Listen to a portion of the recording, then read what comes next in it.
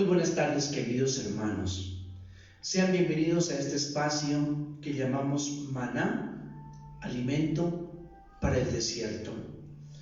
Es decir, para este momento de pandemia, de coronavirus que estamos viviendo, en confinamiento, en cuidado de nosotros mismos y los demás, al estar aquí, especialmente en casa.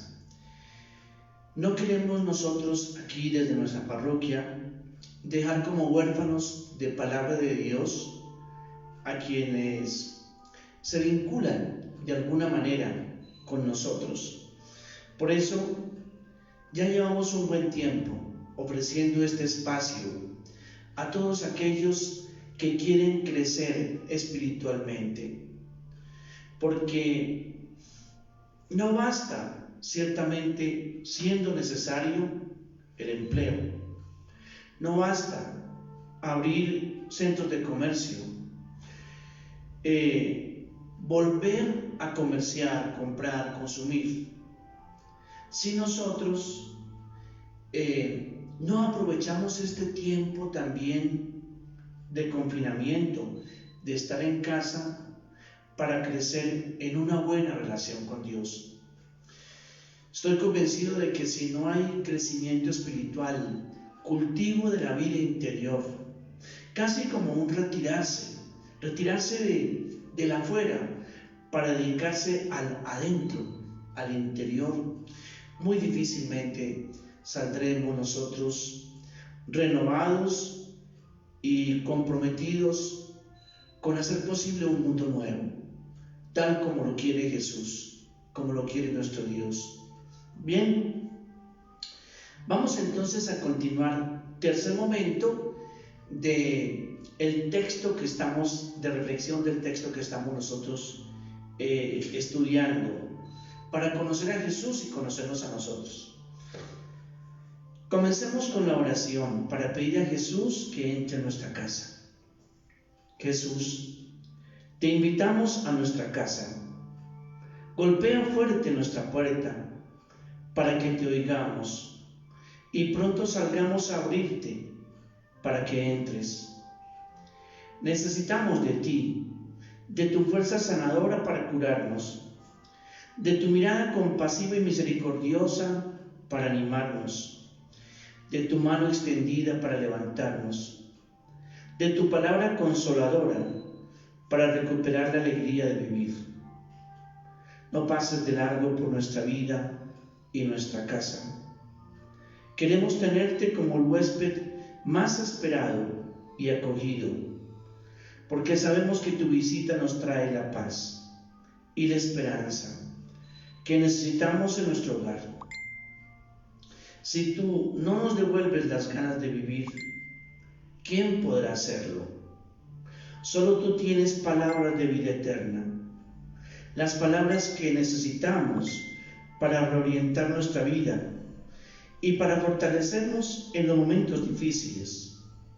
Jesús, entra en nuestra casa. Queremos sentarnos a la mesa en familia contigo. Amén. Iniciamos con esta oración porque nuestro propósito, nuestro deseo es que los que están siguiéndonos, especialmente los de nuestra parroquia, hagan de su familia una iglesia doméstica, una iglesia de casa, una pequeña iglesia. Y como les decía, 4 componentes se requieren. El primero, el central es Jesús en el medio. Jesús colocado en medio de la familia. Pero los otros 4 son: una iglesia de casa se constituye como tal y la vamos edificando si encontramos, primero, palabra de Dios. Los discípulos se reunían para las memorias de los apóstoles, es decir, hacer memoria de Jesús. Segundo, los discípulos se reunían también para orar en común. Que no tengamos como pudor ajeno de orar en común. Es decir, como que nos dé pena invitar a otros a orar. Tercero, para compartir la vida. Para eso se reunían los cristianos en la casa. Y por último, para la fracción del pan. Hacer memoria del gesto del partir el pan, que es Jesús, pan de vida. Esos 4 componentes son los que estructuran, según el libro de los Hechos de los Apóstoles, o los que le dan como la fisonomía a una iglesia de casa. Bien, vamos entonces a alimentar uno de esos componentes, el conocimiento o memoria de Jesús, para que lo coloquemos a Él en el centro. Bien, entonces volvemos al texto que estamos nosotros meditando y recordemos, el día miércoles lo leímos el texto y dimos unas pistas de lectura. En el día de ayer profundizamos, como que caminamos hacia el interior del texto. En el día de hoy vamos a mirarnos en las personas que aparecen, especialmente en Jesús, a quien hay que conocer para amar y seguir, pero también en las otras personas para ver qué dicen esas personas de nosotros, con el fin de que, como el invidente Bartimeo, nos acerquemos a Jesús. No lo dejemos pasar de largo por nuestra vida. Ahora, con estas catequesis que nosotros estamos dando en Maná para el desierto, estamos buscando que la familia conozca a Jesús, que lo conozca, porque uno en definitiva necesita apasionarse por Él, sentirlo uno de nosotros, porque compartió nuestra condición humana, pero también sentir como a Jesús como Dios que camina con nosotros. La palabra se hizo carne, es decir, Jesús o el Hijo de Dios se hizo humano para enseñarnos a vivir la humanidad. Pues bien, por eso necesitamos conocer a Jesús, para que nos diga Él cómo hay que vivir también y cómo hay que asumir estos tiempos de crisis. Bueno, vamos entonces a recordar la condición del invidente, pero también, bueno, volvamos al texto, leámoslo para recordarlo. Recordemos que estamos en Marcos capítulo 10, versículos del 46 al 52. Marcos capítulo 10, versículos 46 al 52. Entonces llegaron a Jericó, y cuando salía de Jericó con sus discípulos y una gran multitud, un mendigo invidente llamado Bartimeo, el hijo de Timeo, estaba sentado junto al camino. Y cuando oyó que era Jesús el Nazareno, comenzó a gritar y a decir: Jesús, hijo de David, ten misericordia de mí. Y muchos lo regañaban para que se callara, pero él gritaba mucho más: Hijo de David, ten misericordia de mí. Jesús se detuvo y dijo: Llámenlo. Y llamaron al invidente diciéndole: Anímate, levántate, que te llamo. Y arrojando su manto, se levantó de un salto y fue a Jesús. Y dirigiéndose a él, Jesús le dijo: ¿qué deseas que haga por ti? Y el invidente le respondió: Rabboni, que recobre la vista. Y Jesús le dijo: vete, tu fe te ha salvado.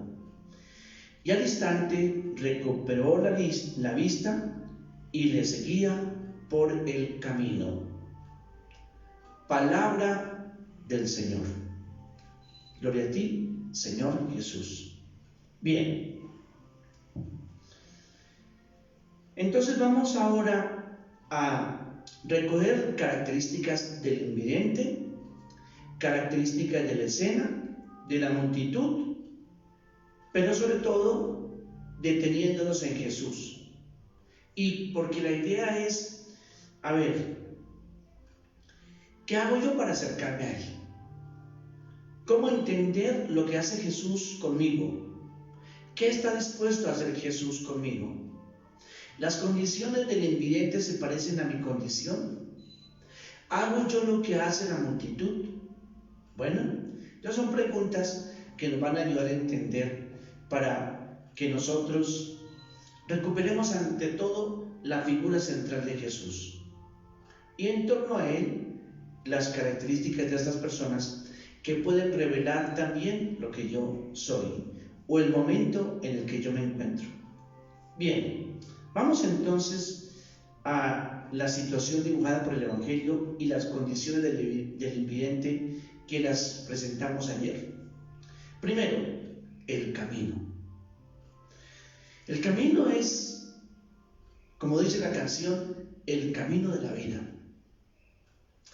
En el camino de la vida, uno puede caminar, estar quieto, también, dejar que la vida pase, o vivir como instalado, como el invidente está instalado, sentado allá, Bartimeo, en su mano, ahí, con su manto al frente, en la vida, sentado, en su zona de confort, como llaman hoy, en su zona de comodidad.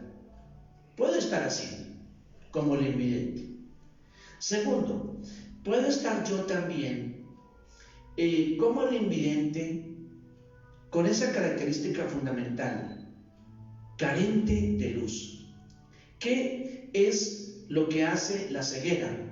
La ausencia de luz. Eso es lo que hace la ceguera. El invidente tiene un mundo de oscuridad interior y oscuridad, naturalmente, exterior. Puede ser que tenga ojos para ver, pero en esta condición no le sirve el sentido de la vista para ver. Y aquí hay que recoger también el significado como simbólico del invidente. Y es, esta persona también puede estar ciega, invidente, porque todavía no ha entrado la luz de Jesús a su vida. Ese puedo ser yo. Una persona que ve las cosas pasar, pasar y pasar, pero no las ve como las ve Dios. No las ve como las ve Jesús.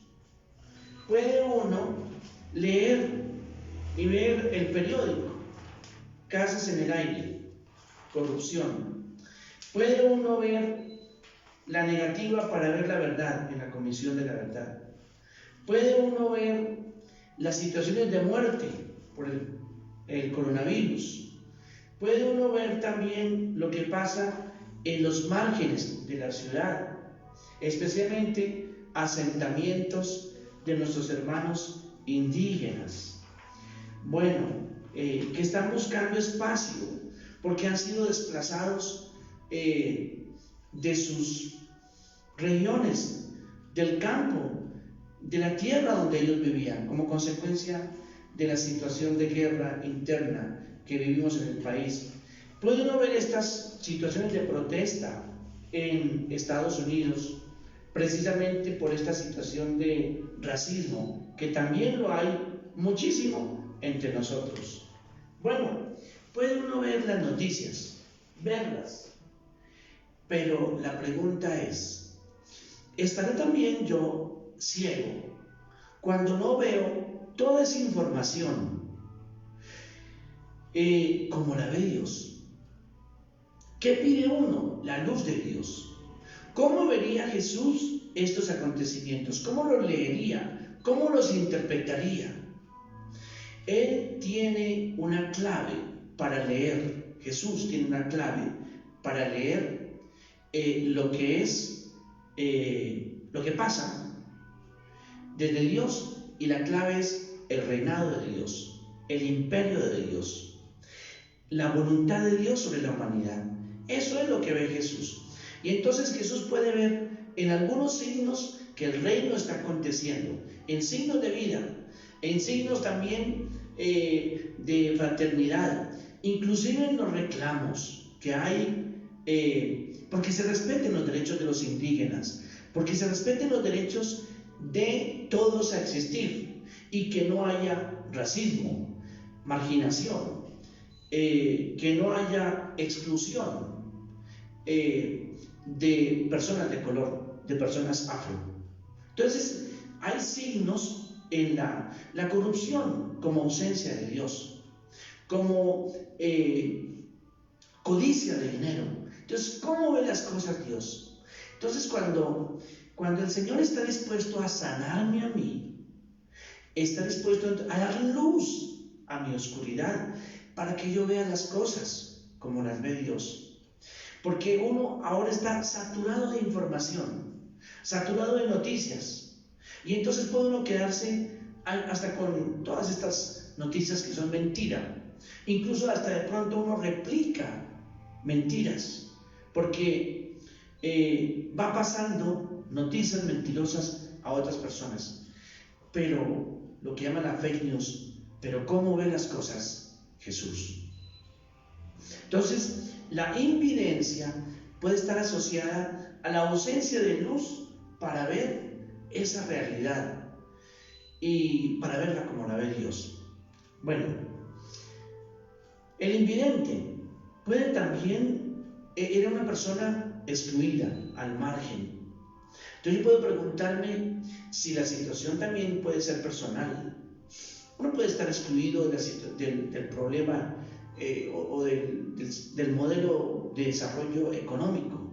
Puede estar excluida mucha gente, los que están al margen, ciertamente. Entonces son como aquellos que viven también dependiendo de que les den subsidios o limosnas, también, como el ciego o invidente Bartimeo, que dependía de la caridad de los otros, de lo que le daban los otros, de las migajas de los otros.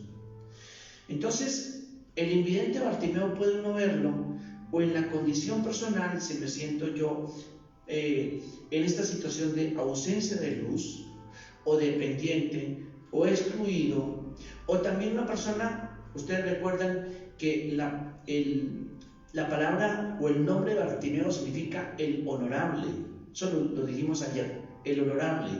Y entonces Bartimeo era el hijo del honorable, pero era la vergüenza de la familia por su condición de ceguera, porque la ceguera acusaba, o la ceguera era atribuida en aquella época a un castigo de Dios.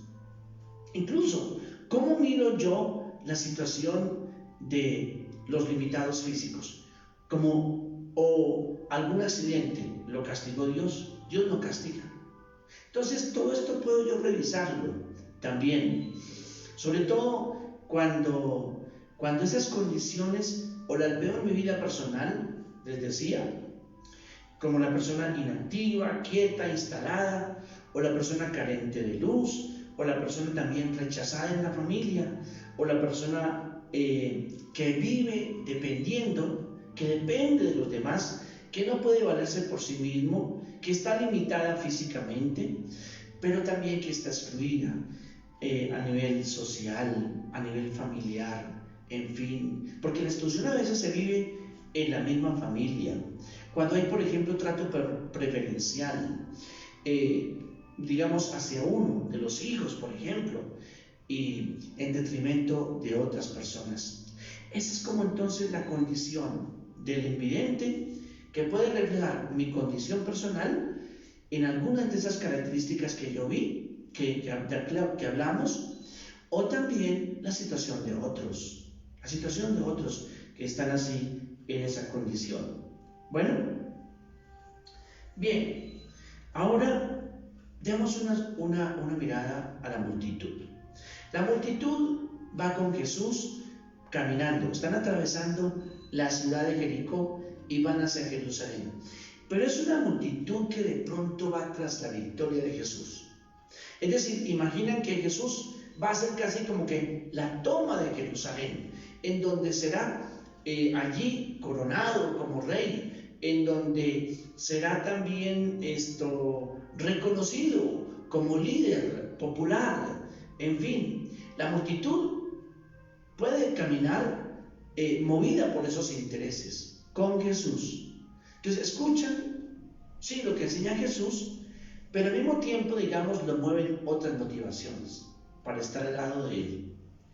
Eso por una parte. Entonces, soy yo de estos que acompañan a Jesús, pero mantengo mis intereses, como esta multitud. Otra, pero hay allí, cuando Jesús oye los gritos del invidente, otra reacción en la multitud.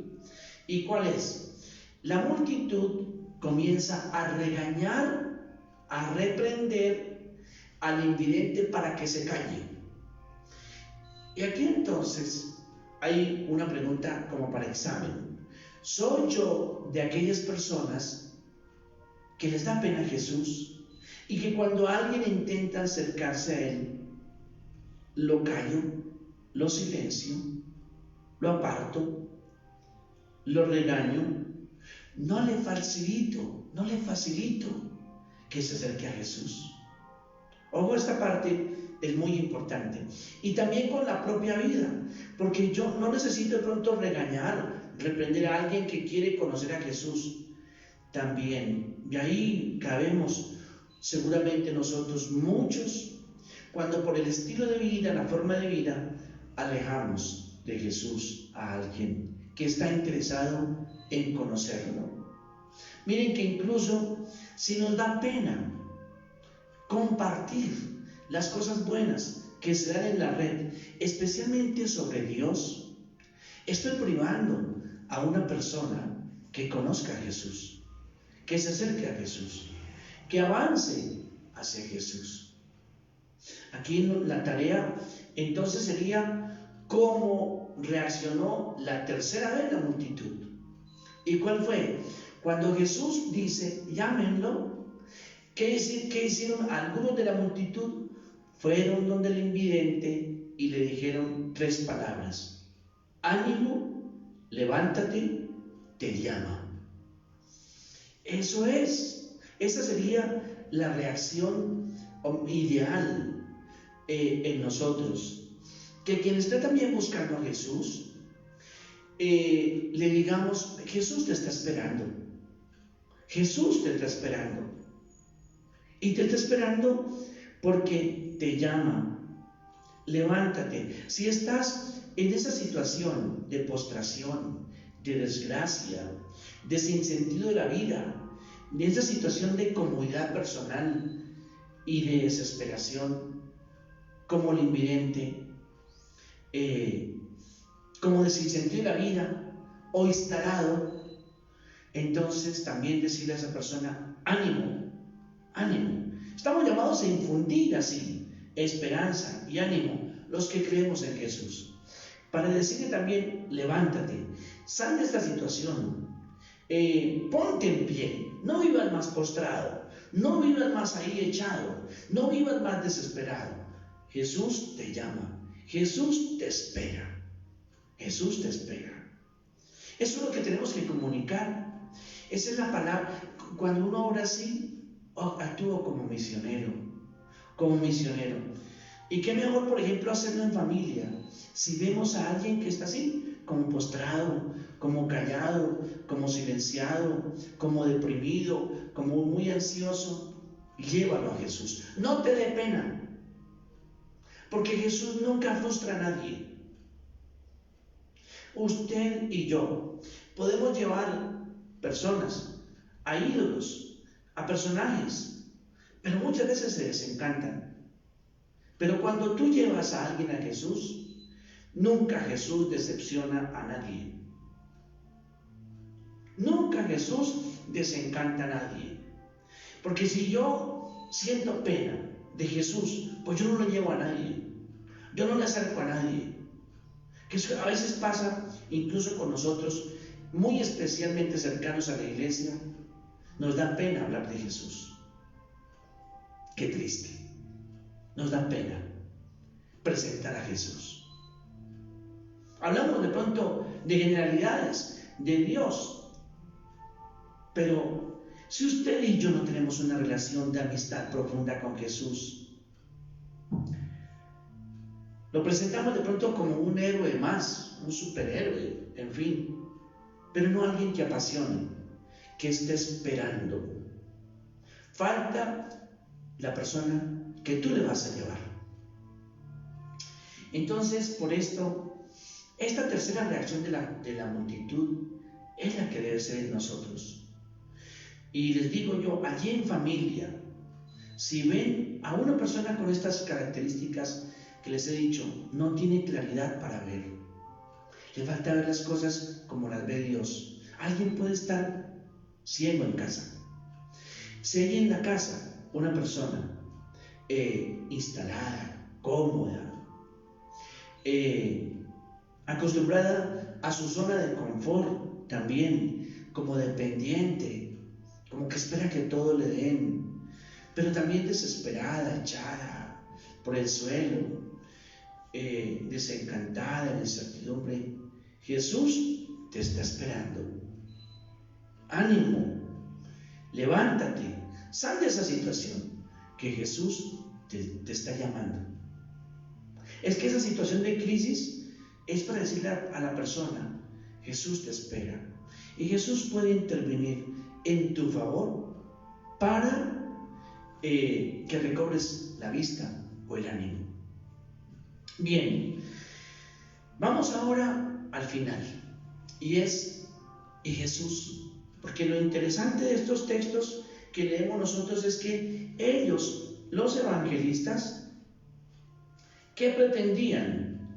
Que nosotros conociéramos a Jesús. Cuando todo evangelista comienza su evangelio, ¿qué dice?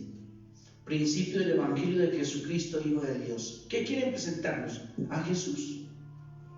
Cuando Lucas presenta su evangelio, también dice que investigó mucho para que tú, Teófilo, a quien le dije pues el evangelio Lucas, que conozcas lo que ha sucedido también entre nosotros y la verdad acerca de todo, de Jesús. Bien, veamos ahora cómo aparece Jesús en el texto. Aparece yendo por el camino de la vida. Un día pasa frente a una persona y esa persona puede ser tú o yo, pero Jesús pasa. Ahora está pasando. Cuando el maná para el desierto que estamos ofreciendo lo estás viendo, Jesús está pasando delante de ti. Pero como el invidente, no lo dejes seguir de largo. No dejes pasar a Jesús de largo. Empieza a gritar, empieza a llamarlo. Aquí dice, Hijo de David, tú que eres el sanador, tú que eres el que libera del mal. Recuerden que eso lo explicamos ayer. Por favor, haz algo por mí. Ten misericordia de mí. Ya explicamos que la palabra misericordia significa, haz algo por mí que estoy en esta situación. Entonces, ¿qué le diría uno a esta persona que la ve así? Como mal. Entonces, dile a esta persona, grítale a Jesús. Invoca a Jesús. Y llámalo, porque en los evangelios aparece que Jesús va por el camino de nuestra vida y en algún momento pasa. Y cuando pase, como el invidente del evangelio que pregunta, ¿quién está pasando? ¿Quién es? No lo dejes seguir de largo, llámalo y comienza a gritar y comienza a decirle, y comienza a invocarlo, a llamarlo. ¿Para qué? Para que se detenga frente a ti. ¿Qué hizo Jesús? Apenas escuchó el llamado, el grito, la segunda vez gritó, y si gritó es que no lo dejo marcharse, no lo dejo irse, no voy a dejar que siga de largo a Jesús. Por eso lo grita, pero él lo llamó y la segunda le gritó, porque si yo pierdo esta oportunidad, de pronto es la última. Si yo pierdo esta oportunidad de encontrarme con Jesús, de pronto puede ser la última. Y lo dejé pasar. Y difícil, muchas veces, Por eso en el Apocalipsis dice una cosa muy hermosa. En una de las cartas a las iglesias, precisamente dice allí la carta: mira que estoy a la puerta y llamo. Mira que estoy a la puerta y llamo. Si alguno escucha mi voz y me abre, entraré y cenaré con él. Y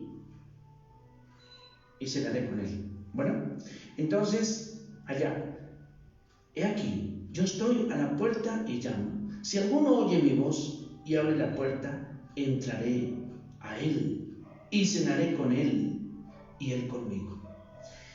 Las oportunidades a veces son únicas, pero muy especialmente las de encuentro con Jesús.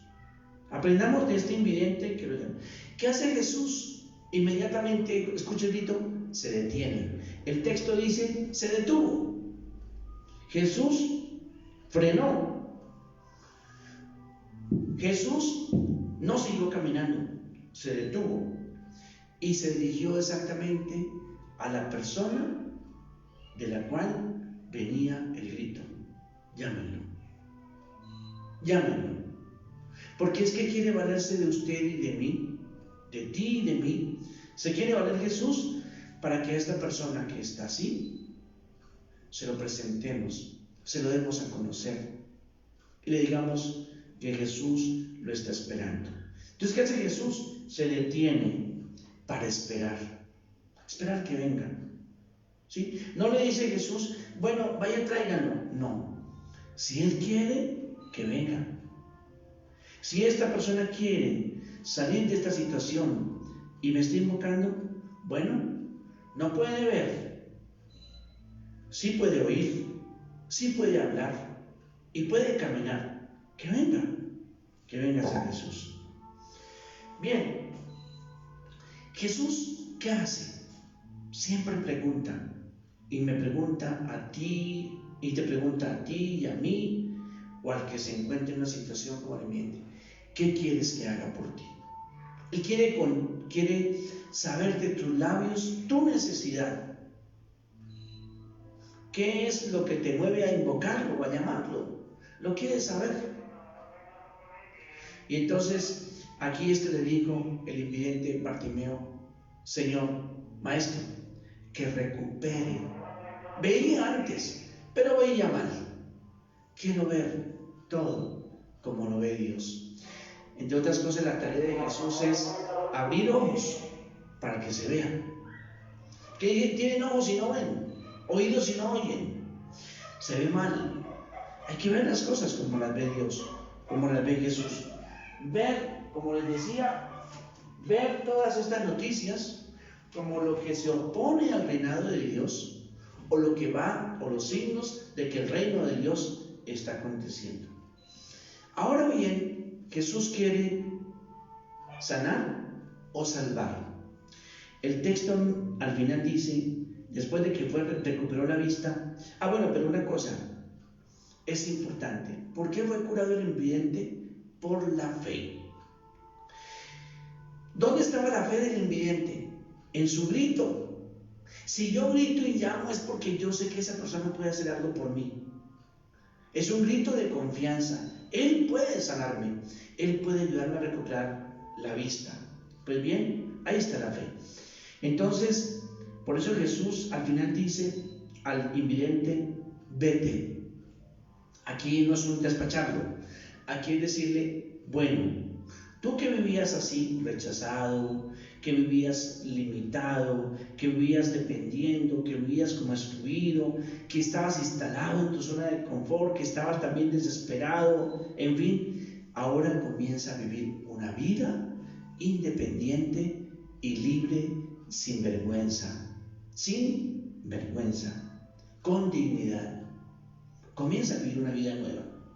Entonces, por eso dice, es tu fe también. Por eso dice, vete. Pero Jesús dice, es tu fe, lo que te ha salvado. Porque fíjese que en el texto no dice, es tu fe la que te ha sanado. No. Aquí la sanación es una parte. Porque lo que importa es que esta persona que se acercó a Jesús, toda su vida es rescatada por Jesús. Toda su vida es redimida por Jesús. No solamente sus ojos, su manera de ver. El salvar significa toda la persona fue rescatada por Jesús. Y por eso ya al final el texto mismo también señala: y al instante recobró la vista y lo seguía por el camino. Ya hemos dicho, Jesús no quiere imitadores. Jesús quiere seguidores, es decir, discípulos comprometidos con el reinado de Dios. Bien, que esta catequesis, el próximo lunes, si Dios nos da licencia, vamos a entrar en otro texto muy hermoso. Mateo capítulo 11, versículo 30, donde Jesús dice: vengan a mí, todos los que están cansados y agobiados, y yo los aliviaré. Ahí les dejo entonces como el pasabocas para que ustedes aprecien el plato fuerte que viene la próxima semana, si Dios nos da licencia, que es este Jesús ahora que me invita a acudir a Él si estoy cansado y agobiado. Y lo haremos en esos 3 momentos. Primero leemos el texto, doy unas pistas de lectura. Después, martes, si nos da licencia, profundización del texto.